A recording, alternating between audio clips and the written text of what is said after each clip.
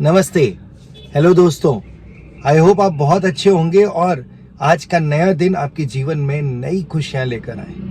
आप सारे लोग बड़ा ही खुशनुमा जीवन व्यतीत कर रहे होंगे और उम्मीद करता हूं आगे भी करते रहेंगे, स्वस्थ होंगे और मस्त होंगे।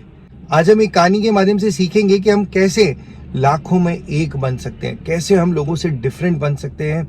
ऐसी कौन सी चीज है जो मुश्किल है आज के युग में रख पाना, उसे अगर हम रख लें तो हम लोगों से डिफरेंट हो सकते हैं। तो इसको एक कहानी के माध्यम से समझाऊंगा। ये कहानी है चाणक्य जी की। चाणक्य जी बहुत ही प्रसिद्ध विद्वान थे और उनकी नीति, उनकी स्ट्रेटेजी, उनकी जो थ्योरीज थी वो आज भी लाइफ में बहुत इंपॉर्टेंट है। अगर हम उसे पढ़ें और उनको इम्प्लाई करें तो हम बहुत कुछ सीख सकते हैं। तो ऐसी ही एक कहानी है चाणक्य जी की। चाणक्य जी एक दिन बैठकर काम कर रहे थे।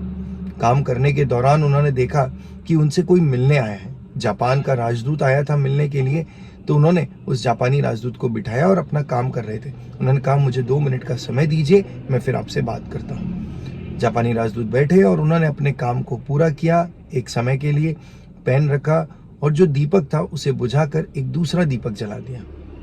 जापानी राजदूत ने जब ये देखा तो उसे ये लगा कि शायद ये यहाँ की परंपरा होगी, किसी के आने पर दूसरा दीपक जलाते होंगे। बहुत देर तक बातें करी, कई मसलों पर, कई राजनीतिक विषयों पर आपस में बातें हुई।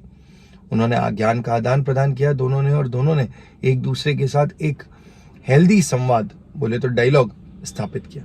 जब जापानी राजदूत जाने को लगा तो चाणक्य जी ने उनसे नमस्कार करके अलविदा किया उन्हें, और उन्होंने तुरंत ही वो दिया बुझाकर पुराना दिया फिर से चालू कर दिया और अपना काम करने लगे। जापानी राजदूत शायद कुछ भूल गया था, वापस लेने आया तो उसने देखा कि चाणक्य जी ने वो दिया बुझा दिया और फिर से दूसरा दिया जला दिया। तो अब उससे रहा नहीं गया और उसने उनसे पूछ ही डाला कि जब मैं आया तब भी ये दिया जल रहा था और जब मैं जा रहा हूं तब भी ये दिया जल रहा है, तो फिर आपने बीच में दिए को बदला क्यों?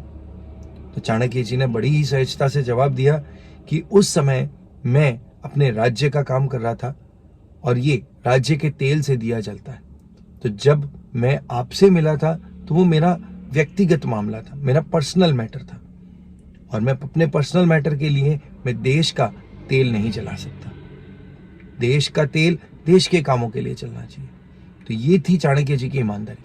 अगर हम भी हमारे लाइफ में ईमानदारी ले आए, सच्चाई ले आए और झूठ ना बोले, हर काम को प्योरिटी से करें, तो शायद हम भी लाखों में एक बन सकते हैं, चाणक्य जैसे बन सकते हैं। ये एक छोटा सा गुण है, कोशिश करें लेकर आए, केवल अपने बातों में नहीं अपने कामों में भी लेकर आए।